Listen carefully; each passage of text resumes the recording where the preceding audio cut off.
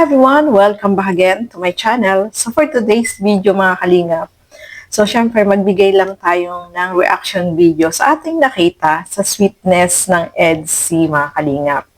Kasi marami tayong napapanood or nababasa ng mga comment na hindi maganda against dito kay Kalingap Edu. So eto nga, bago natin simulan yon, huwag niyo pong kakalimutan mag-subscribe, Val Santos Matubang, Kalingap Rob at Edno Vlogs, at syempre supportahan po natin si Kalingap Edu. At ang inyong lingkod, Gandang Emmy. Sa mga hindi pa po nakapag-subscribe, please subscribe and please hit the notification bell para lagi po kayong updated sa aking mga ina-upload na mga reaction video. So eto, panoorin po muna natin ang video na ito. Nag-kiss na mag- Nasa Manila.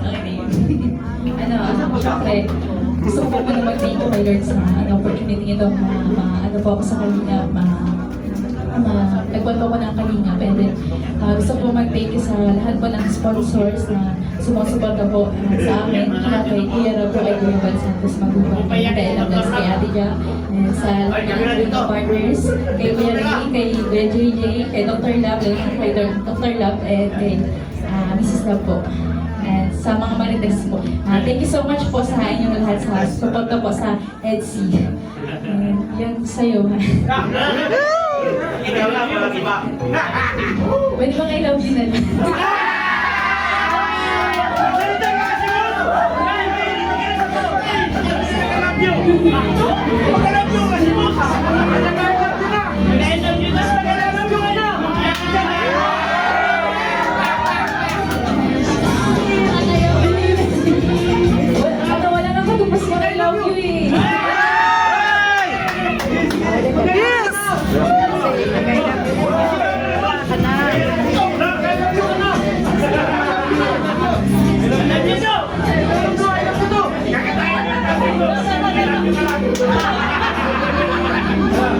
Ano yung reply mo doon?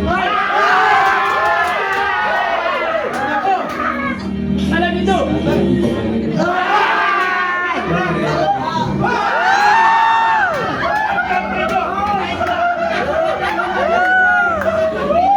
Thank you so much sa second year natin. Hindi ko pa rin nagsasawa sa pagmumukha ko.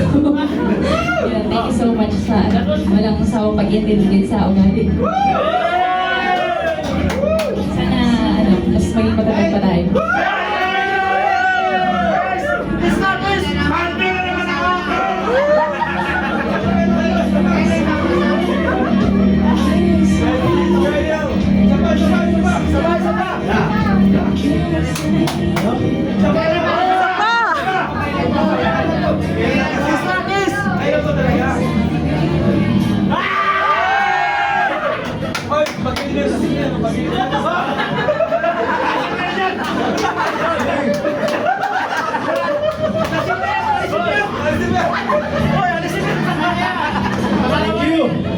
Siyempre sa host po na.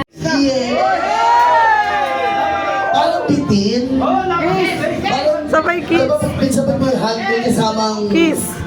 Kiss? Yes. Beso, beso daw, beso daw, pwede daw, beso.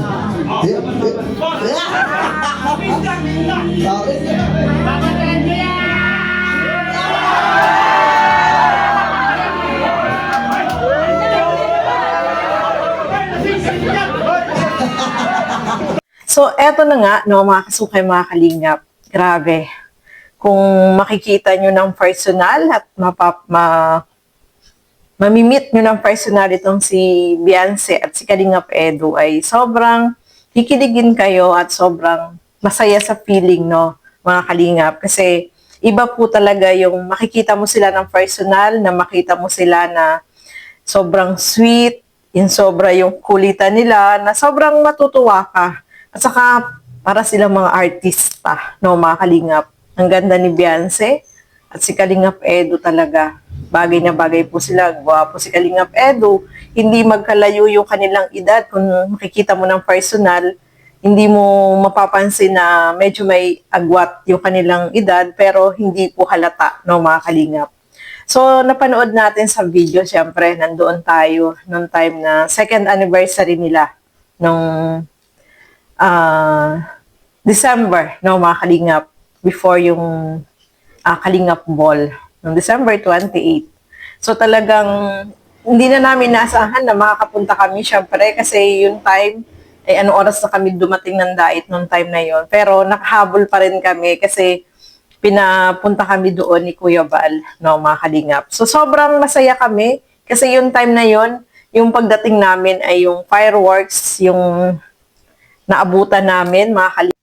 So ayan, grabe sweet. Lahat halos po ay kinilig doon, no? Kahit si Kalinga Frab ay sobrang napatalon.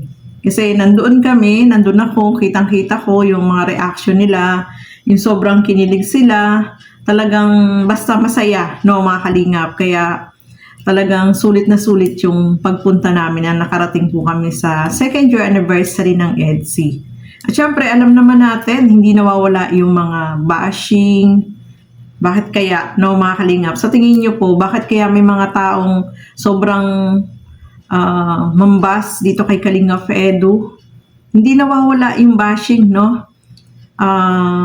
Siguro sila yung mga taong inggit, o siguro sila may gusto kay Kalingap Edu dahil hindi sila pinapansin. Sa tingin nyo po, just comment down below kung ano po yung masasabi ninyo, no? Kasi kahit sa mga live ng iba na mayroong mga basher na pumapasok at sinisiraan itong si Kalingap Edu.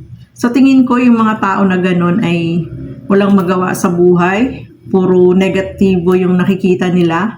Hindi nila nakikita yung positive side ni Kalingap Edu. Na alam naman natin si Kalingap Edu ay talagang tunay. Tunay po yung pinapakita niya na pagmamahal niya kay Beyonce.